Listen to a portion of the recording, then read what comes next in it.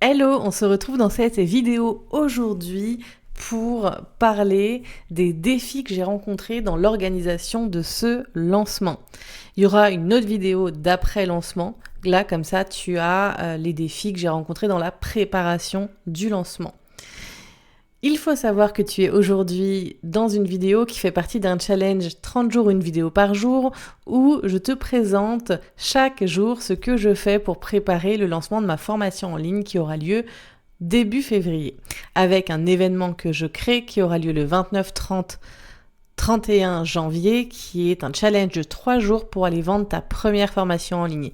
Donc, si tu veux participer à ce challenge, inscris-toi, le lien il est juste en dessous en description et tu verras, c'est un challenge de fou que j'ai organisé qui est basé sur les 4 piliers de ma formation en ligne, c'est-à-dire l'accompagnement, la formation, la gamification et la communauté.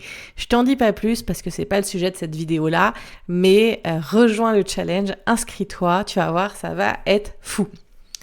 Revenons à nos moutons. Oui, il y a encore des gens qui disent ça. Je voulais te parler aujourd'hui des défis que j'ai rencontrés et il y a eu un défi majeur et celui-là est dû totalement au fait que, comment on dit déjà dans les expressions de vieux, c'est toujours le cordonnier le plus mal chaussé. Voilà, c'est exactement ce qui s'est passé. Moi, qui organise des lancements de formation en ligne depuis 3 ans, qui a accompagné plus de 400 personnes et qui répète tout le temps qu'il faut au moins 3 mois pour organiser un lancement, j'ai décidé de le faire en 20 jours. C'est comme ça. Ok, personne n'est parfait. Du coup, comme ma refonte a pris beaucoup de temps, que j'ai vraiment travaillé sur l'expérience client de cette refonte de programme, parce qu'avant la Up Academy est un programme sur 3 mois, aujourd'hui c'est un programme sur 12 mois qui vise vraiment le fait d'aller t'aider à atteindre tes premiers 50 000 euros de CA. Du coup, j'ai focus toute mon attention dessus depuis quelques mois et évidemment, je n'ai pas anticipé mon lancement. Et là, en 20 jours, organiser un lancement, faire rentrer les personnes dans cette nouvelle version, acquérir des nouvelles ventes, parce qu'en janvier, j'ai déjà fait rentrer des personnes dans la formation, sachant que je prends que 10 personnes. Tout ça, ça m'a pris du temps, continuer de peaufiner cette refonte, parce que je suis en train d'ajouter des ressources et tout, plus l'organisation de mon lancement. Et ce facteur temps a été pour moi assez compliqué à gérer. J'aime pas travailler dans la précipitation. Et en plus, c'est pas parce que j'ai moins de temps que je veux bâcler les choses. Loin de là.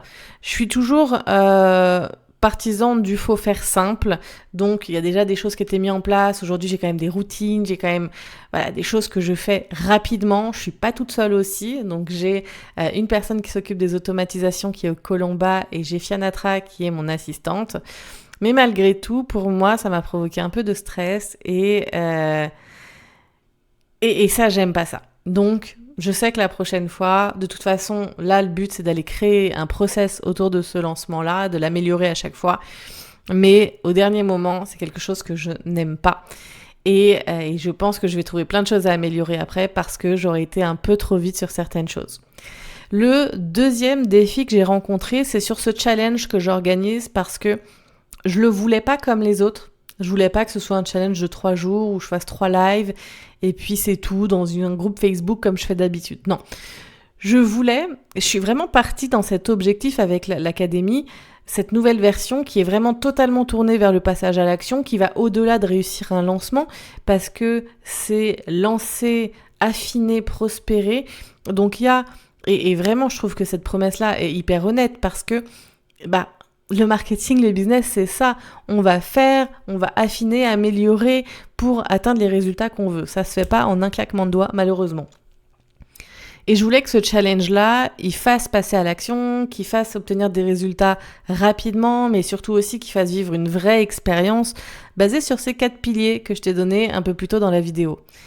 Et ça a été un gros brainstorming et je remercie vraiment Laura, qui a travaillé avec moi dans ma création de contenu en 2023 et je remercie aussi Sephora qui est coach dans la GladUp Academy parce qu'on a vraiment travaillé sur ce challenge pour pouvoir en faire ce qu'on avait envie comme résultat et il va être clairement, je pense, amélioré de mois en mois, mais ça a été un vrai défi de dire comment je mets de l'accompagnement dans un challenge, parce qu'en fonction du nombre de personnes qui vont être présentes, ça va me prendre beaucoup de temps.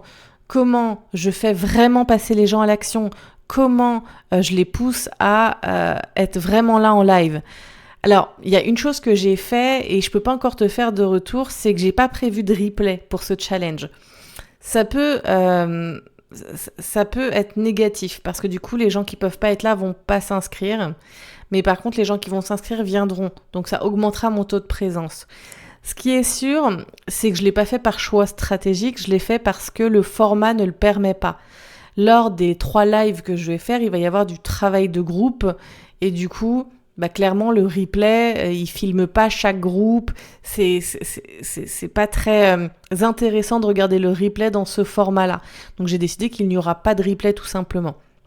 Mais par contre, il va y avoir une vraie expérience. Le fait qu'on travaille en groupe, ça va être hyper motivant de découvrir un peu d'autres profils, de développer son réseau et puis d'avoir cet engagement envers les personnes qu'on va rencontrer, de voir, toi, t'es passé à l'action, moi aussi, je veux passer à l'action parce que je veux pas être à la traîne. Et quand on a des petits blocages, qu'on a peur, qu'on est réservé, c'est des choses qui nous stimulent vachement et qui nous aident, malgré nos peurs, à y aller et à passer à l'action. Donc ça, c'est vraiment le deuxième défi. Je peux pas encore dire si ça va être parfait, si ça t'aura un bilan après, mais je suis relativement contente du résultat, en tout cas là qui est prévu. Le troisième défi, et pas des moindres, et ça encore une fois c'est totalement de ma faute, c'est que j'ai décidé de faire un challenge, une vidéo par jour pendant 30 jours. Comme si j'avais le temps de faire ça en plus. Et finalement, je me suis rendu compte que carrément, je l'avais le temps. En fait, c'était juste une question d'organisation. J'ai eu des moments où c'était peut-être plus la flemme et la fatigue qui m'ont fait ne pas sortir de vidéo. Mais par contre, clairement, c'est possible. Aujourd'hui, mon objectif cette semaine, ça va être prendre de l'avance sur quelques vidéos. Parce que le 29, 30, 31, je vais être à fond sur le challenge. Donc, je vais absolument vider mon agenda de ces 3 jours-là pour que ce soit focus challenge. Et en plus, le 31, je prends l'avion. Donc, du coup, il faut que ces 4 jours-là, il y a des vidéos qui soient prêtes à l'avance. Ou au moins que j'en ai qu'à tourner une seule. Parce que j'ai prévu un petit vlog de ma première journée de lancement. Voilà les 3 défis qui ont été importants et difficiles plus ou moins pour moi. Il faut savoir que ce dernier sur la création de contenu, c'est un pari un peu parce que clairement, les vidéos YouTube vont pas m'apporter de la visibilité là pour le lancement de février. Mais par contre, je trouvais ça hyper intéressant, même pour mes clientes, de montrer les coulisses de mon lancement, de montrer vraiment concrètement ce que je fais, ce que je ressens, ce qui se passe dans mon business à ce moment-là. Et en fait, ça lance aussi la machine de YouTube. L'objectif, c'est pas d'avoir de la visibilité maintenant, d'avoir des clients qui viennent de YouTube maintenant, mais c'est que ça marche pour dans 3, 4, 5, 6 mois. Donc après, l'objectif, c'est vraiment de continuer, d'être vraiment présente, de persévérer dans cette ligne-là, et de faire un point vraiment dans 3 mois, de me dire au bout de 3 mois, c'est quoi les résultats, c'est quoi l'évolution de ma chaîne YouTube, combien de personnes sont venues de là. Et là, c'est très important de pouvoir tout traquer en ayant vraiment des liens spécifiques sur les différentes plateformes pour qu'on sache qui vient d'où.